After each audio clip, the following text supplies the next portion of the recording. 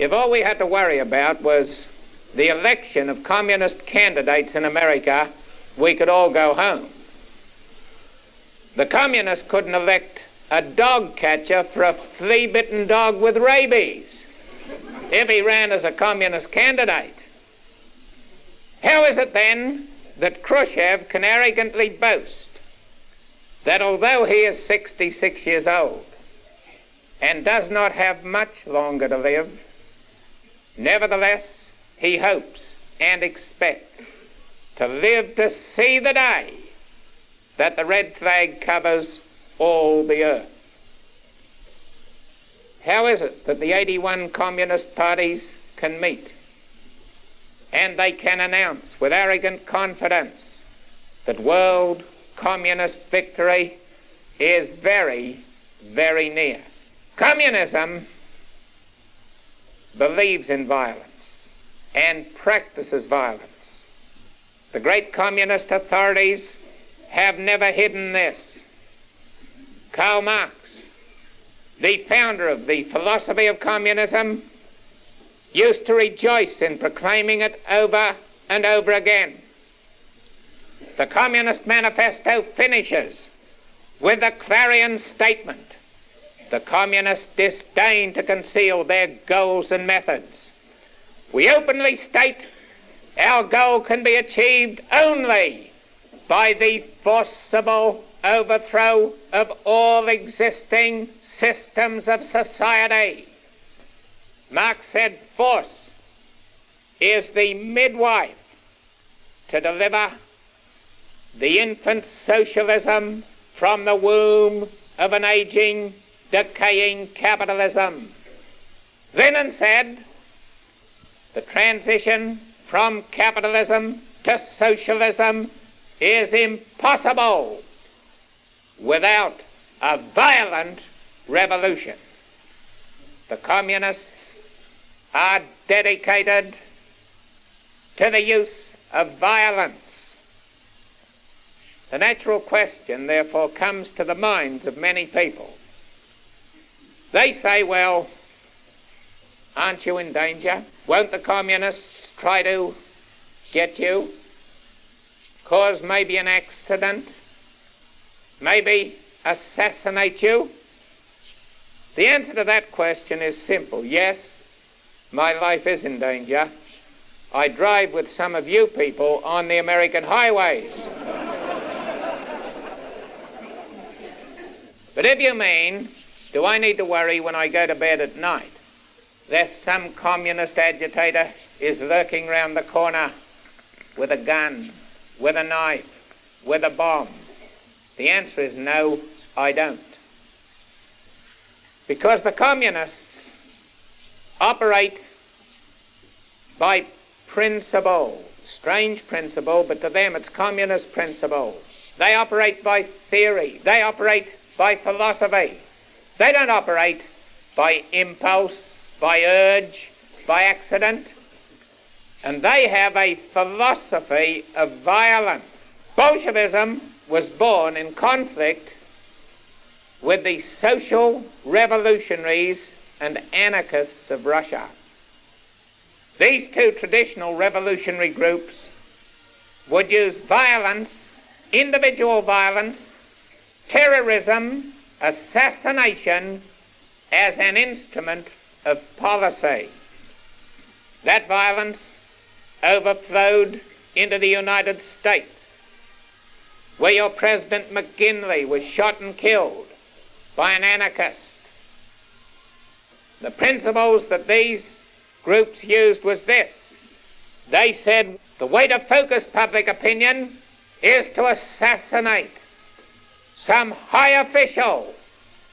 So they were experts in the bomb, the ambush, the political assassination.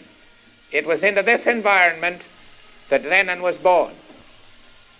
And he repudiated this concept of violence entirely.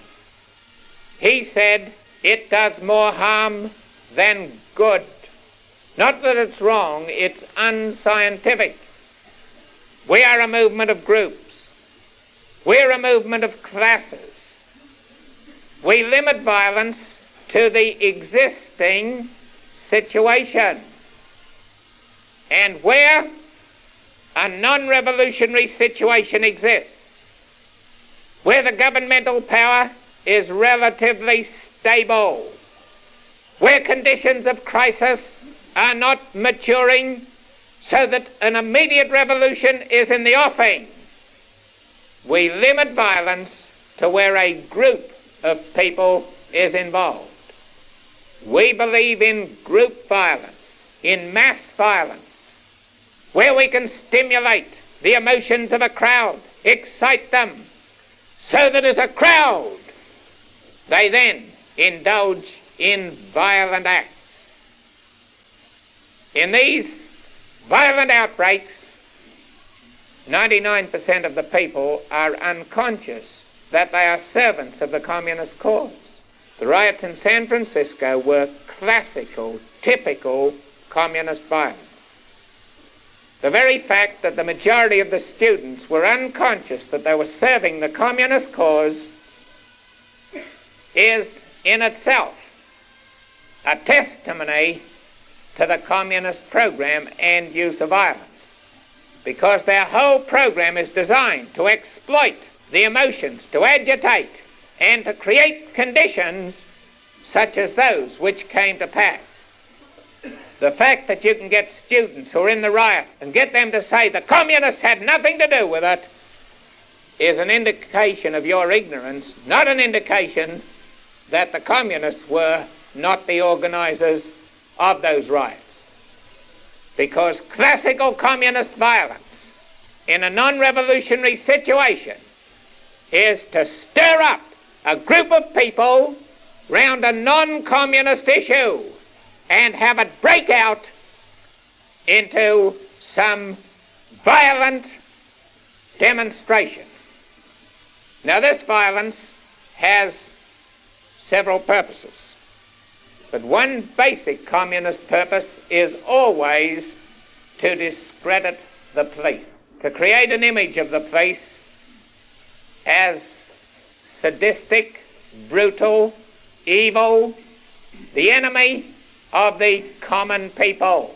An indication of the success of the communist-inspired riots in San Francisco is that the day following the riots, a group of Stanford University professors who had not been present signed a statement which inferred that the police had been brutal and cruel, sadistic and monstrous, exercising unnecessary violence against the students. That, of course, was the most scientific and objective act, but that was classical communist violence, where you get a group of people stirred up. It's not that individual violence is wrong, it is unscientific. They say it does more harm than good. But where a pre-revolutionary situation exists, where there is a state of crisis, incipient revolution, then a different policy goes into action. Key people must now be eliminated. So they have their block captains appointed. And in this pre-revolutionary phase,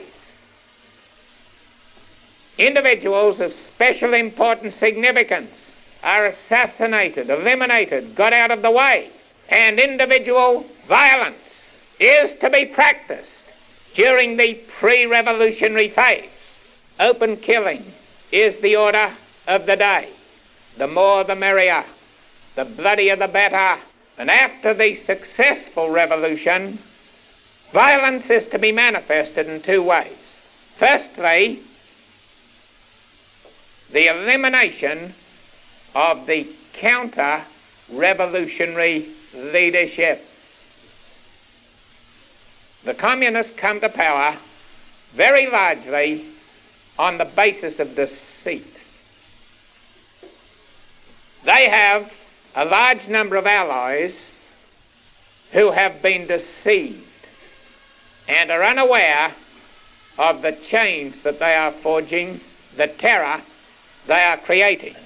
Communism advances to power by these 5 steps. The first step is the conquest of the student mind with books.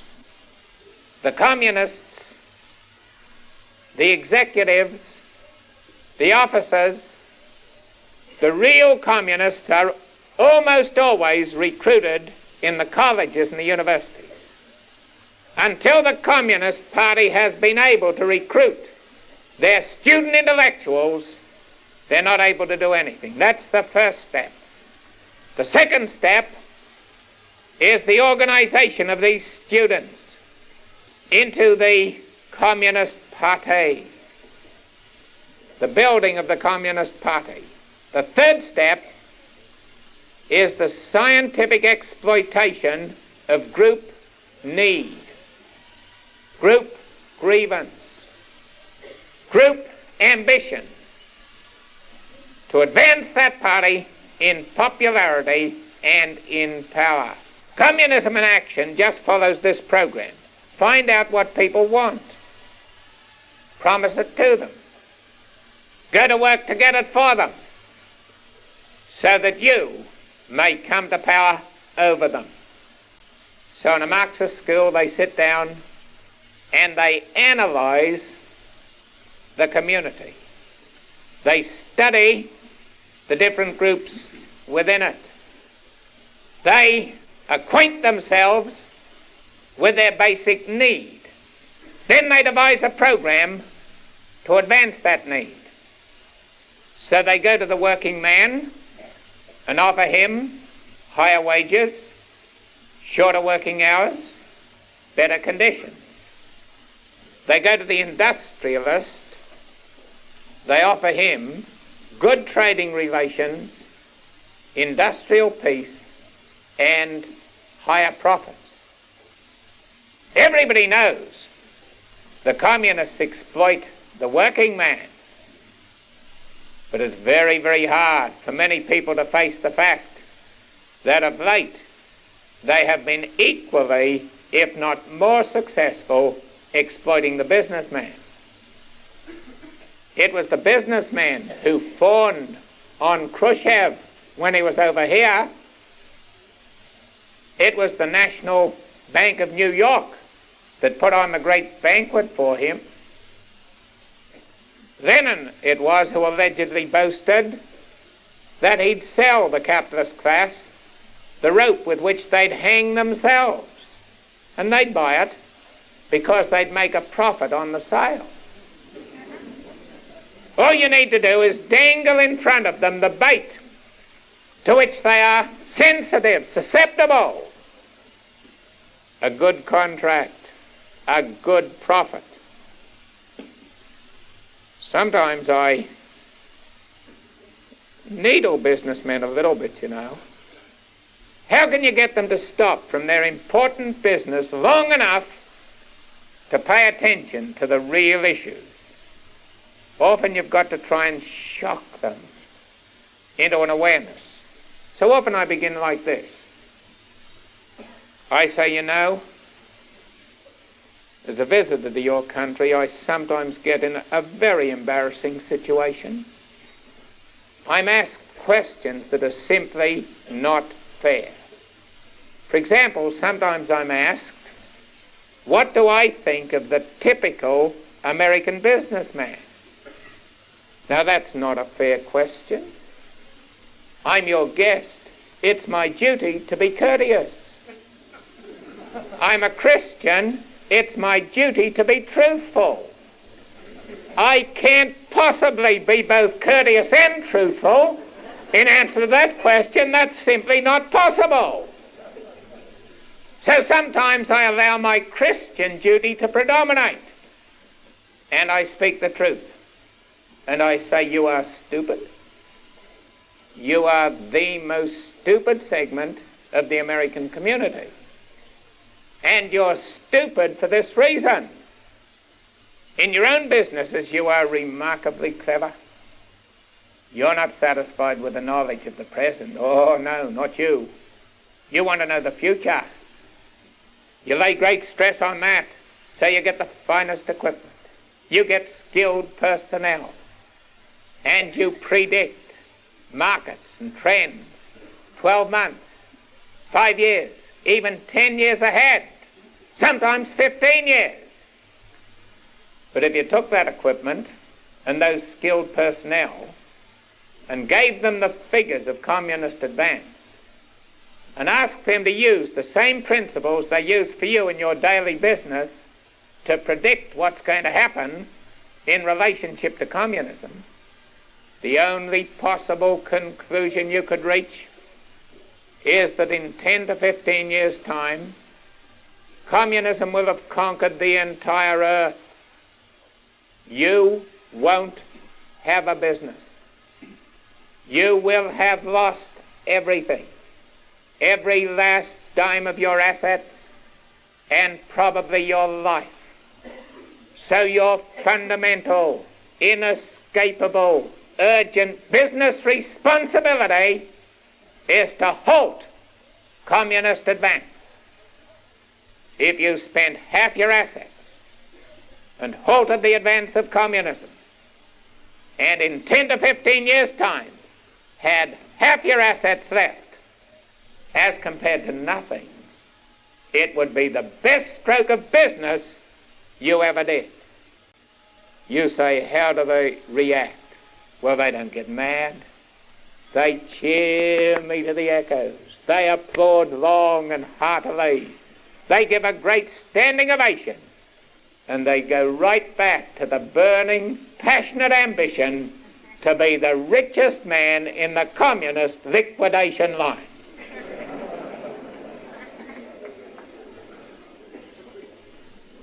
Strange, isn't it? The communists say we're so stupid, so conditioned by our environment, that we'll only see the bait, we'll never see the hook. And that contract, that profit is the bait that will drag us to our destruction. But you don't need to be pro-communist in order to serve communism. That is totally immaterial and irrelevant. All you need to be is ignorant, greedy, and selfish. Folks say everybody's against communism. So what?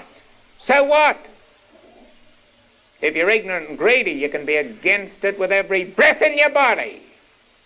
You'll serve it faithfully and well.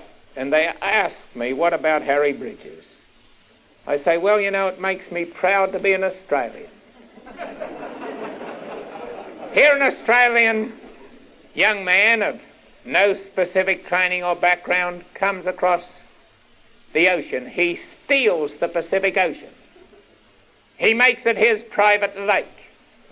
He lets you sail upon it with his permission under conditions that he lays down.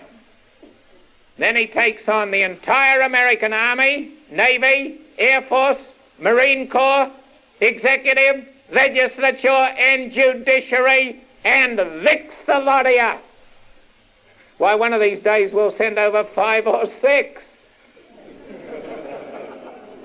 Think what'll happen then. But here he is, dedicated communist, convicted of perjury for denying he was a member of the Communist Party, saved from deportation by the statute of limitations, head of the maritime segment of the Communist Labour International, the World Federation of Trade Unions, dedicated international communist agent for 20 years. The union he heads was expelled from the CIO because it was the voice of international communism. Now, this communist organization has a policy with regard to Red China. Their policy is recognize Red China, trade with Red China, admit Red China to the United Nations. Is that the communist policy? Khrushchev wants it. Mao Zedong wants it. The American Communist Party wants it. The IOWU wants it. every communist organization, every pro-communist organization, every fellow traveling organization in the world want it.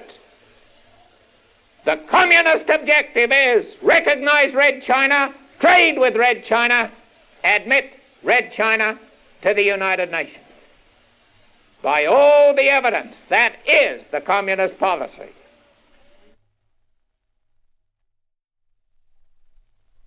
Communism is the science of deception to come to power and the machine gun to remain in power.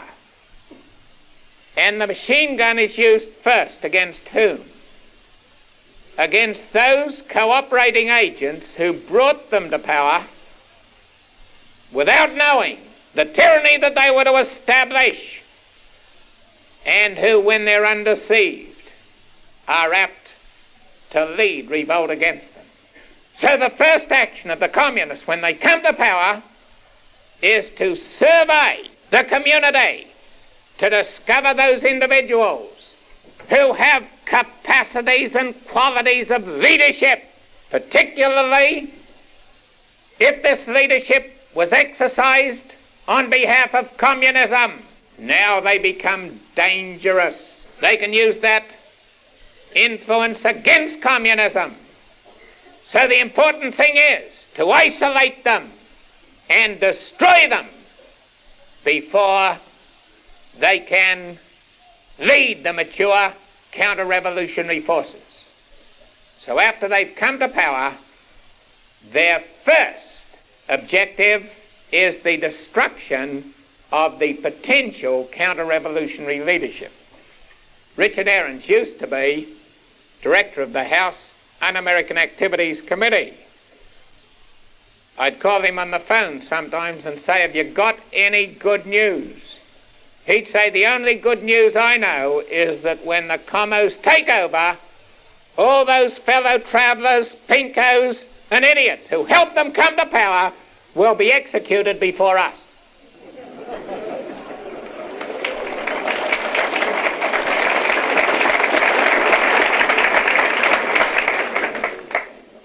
When they took over the Baltic states, Latvia, Estonia, Lithuania and Poland, we discovered certain of the actual class lists of those that they picked up. The troops would move into an area, surround that area, searchlights would shine on the houses. Then the troops had the lists already prepared. They'd go from house to house, collect them for immediate execution or deportation to Siberia. There were 13 different categories. Category number one was whom? The business leaders? No. They don't worry too much about them. They say they're so stupid they can fix them at their leisure. First category was this: Mensheviks, followers of Trotsky, and anarchists. Who were they? They were the people who were nearest to the communists, who understood the communist technique of infiltration, agitation, who had used it in the past in conjunction with the communists, but were not under communist discipline and control. They now became dangerous. They were the first group to be picked up. They knew how to get out and agitate and stir up a group round a grievance. So they were the first group to go. Then they had volunteers of all armies other than Bolsheviks. That would include, I believe, the Navy, the Air Force, the Marines. If you were a private in the Army, they inducted you, maybe there was a chance. But volunteers of all armies other than Bolsheviks, then all peace officers, policemen, prison guards, gendarmerie of all sorts, they picked them up. Then all political leaders. These are all people who have leadership and might lead the struggle against them. Then we came to a strange group. People who had travelled abroad, representatives of foreign firms, philatelists and Esperantists. Now, whoever knew that stamp collecting was a dangerous vocation? But here was this category, representatives of foreign firms, people who had traveled abroad, philatelists and Esperantists. Now, why did they pick these up? Let's place yourself in their position. They were imposing the most terrible tyranny and nightmare of murder and brutality on these countries that mankind had known. But they didn't want the rest of the world to know. So they had to cut off those with channels of communication. The one thing that's common to all these people, those who traveled abroad, they'd established friends, contacts outside. They might get a message out to them. Representatives of foreign firms, they had contacts outside. They were dangerous.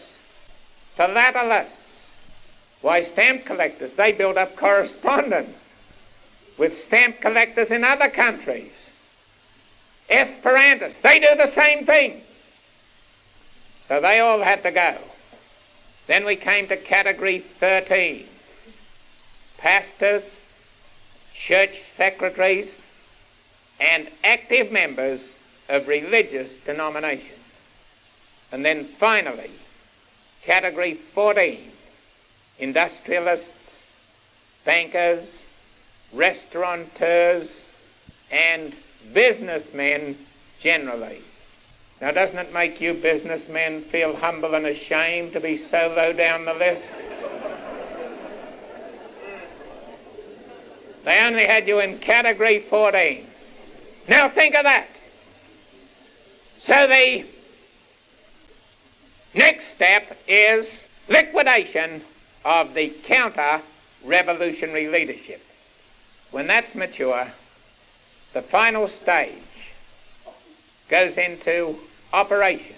And this stage is their real purpose, their real program, the elimination of the residual capitalist bourgeois class. The communists believe that the human species has been divided into two classes. The bourgeois class they define as that class which owns the means of production. The proletarian class, the class of wage labor. According to communist theory, the bourgeois class is evil. The proletarian class is good. The bourgeois class must die. The proletarian class must live. To the communists, there's nothing cruel, nothing brutal about this. Simply science, the forces of history at work. The bourgeois class, after the revolution, will be out of its environment, like a fish out of water, unhappy, miserable. Why, it'll really be a gracious and kindly action to put them out of their misery. Don't get the idea at all that they're cruel. That doesn't come into it at all. You see, people are only animals, and the communists are the farmers. And any enlightened farmer, if a few of the animals have got hoof and mouth disease, he just kills them all. Why, that's established principle. Now the bourgeois class has got hoof and mouth disease. It's evil, degenerate. You say, does Khrushchev think like this? Why, of course he does. He's a communist. He says, I've been a communist for 40 years. You say, prove it to me. That's quite simple. Khrushchev made a speech on Stalin. One of the most revealing, significant speeches ever made. Significant not merely for what it reveals about Stalin, but for what it reveals about Khrushchev. Most of the commentators missed the point of this speech entirely. They say that Khrushchev attacked Stalin. They didn't read it thoroughly. Khrushchev described Stalin, and he commended Stalin. The description was so vile that most people thought it was an attack. They missed his conclusion entirely. Khrushchev said Stalin was a murderer. Said not a reluctant murderer, a happy murderer. He liked it. He got a thrill out of it. Particularly enjoyed the torture of his own friends. When the Jewish doctors were arrested and accused of poisoning Danov, Stalin called in their interrogator and said, torture this man in this way and this man in this way. He knew them and knew their weaknesses. He gave 3 basic orders for getting the confession: beat, beat, and beat again. He finished up with this statement: if you don't get a confession by this date, we'll shorten you by a head. Khrushchev said he was insane with egotism. The faintest breath of a suggestion of criticism, he would fly into an insane rage. When you went in to see him in the morning, you never knew whether you were going out his friend or under armed guard to be shot. He'd look at you with a strange look and say, you've got a shifty look in your eye this morning. What have you been up to? Oh, it's a beautiful picture. I wish I had time to go into it. I think it should be compulsory reading in every school in America, so that people can read and reread and see not only what sort of a man Stalin was, but what sort of a man Khrushchev is. Because after Khrushchev has described this vile, murderous, insane character, he says, don't misunderstand me, Stalin was a good man. He said he was a Marxist-Leninist. He did these things as a Marxist-Leninist. From Khrushchev's viewpoint, of course, Stalin was good. Why, what is goodness? Goodness is the advance of communist conquest. It was Stalin who set up their education program, which is today graduating 3 times as many engineers and scientists as the United States. It was Stalin who set up their submarine program, which has brought the shadow of potential death over the heads and homes of every one of us. It was Stalin who set up their missile program that has projected their Luniks and Sputniks into the sky. It was Stalin who organized the conquest of China with the incalculable consequences for human woe that follow from that. It was Stalin who deceived the American and free world statesmen. Stalin found communism a beleaguered garrison and took it to the borderland of world conquest. What if he did kill 50 million people for his personal pleasure? What's that? They had to die anyway, didn't they? What if they did die a few years sooner? Few generations hence, when communism has triumphed completely, socialist man, conditioned, in harmony with his environment, lives in perfect bliss. The name of Stalin, the liberator, will be honored and revered. His petty personal idiosyncrasies will be forgotten. Stalin was a good man. Then Khrushchev goes on to tell of what Stalin did to the communist leadership. He said the top committee, the Central Committee in 1934 that elected Stalin, had 139 members. Stalin had 98 of them, 70%, arrested and shot for treason. 70% of the top communists of Russia. The techniques by which a man can put 70% of his top committee to death, they are inherent within the structure of the Communist Party. But Khrushchev didn't discuss that. He said, were these people guilty or innocent? How did Khrushchev discuss guilt or innocence? It's very simple. He did not discuss one feature of any individual. One action they performed, one article they wrote, one discussion they held, he did not mention one feature of any individual. That's got nothing to do with guilt. It's a different criterion entirely. Khrushchev said, I investigated their class of social origin, and 60% of them were proletarian in origin. Therefore, they couldn't have been 70% treasonable. Simple question of class mathematics. It's got nothing to do with individual action.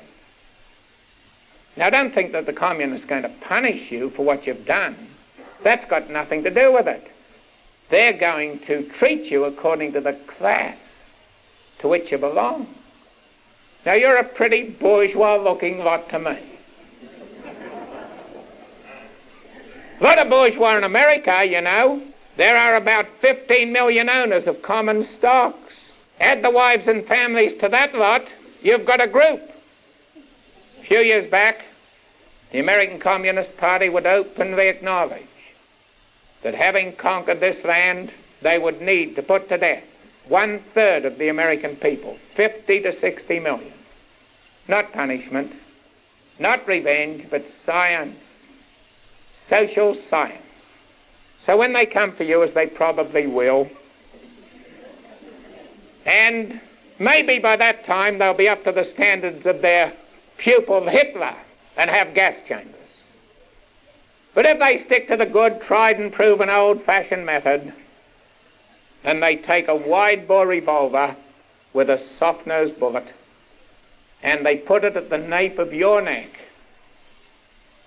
and pull the trigger, and scatter that complex of conditioned reflexes within your cranium into a chaotic, if somewhat bloody oblivion, I hope you can comfort your dying hours with the thought that you're dying in a good cause. It's in the interest of proletarian victory, socialist regeneration, and the birth of the classless society. Now, who wouldn't be willing to die for a goal like that? Well, me for one, anyway. I don't know about you, but certainly me.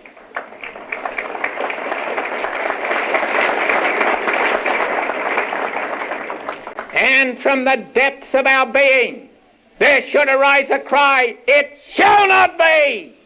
This monstrous, insane, murderous, paranoid delusion shall not conquer and befoul the earth.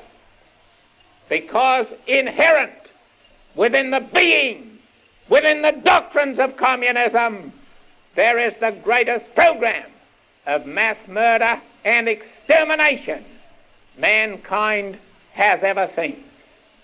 Communism is the literal fulfillment of Psalm 14.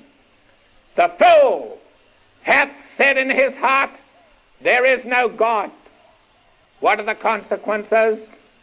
They have done abominable things. There is none that doeth good, no, not one.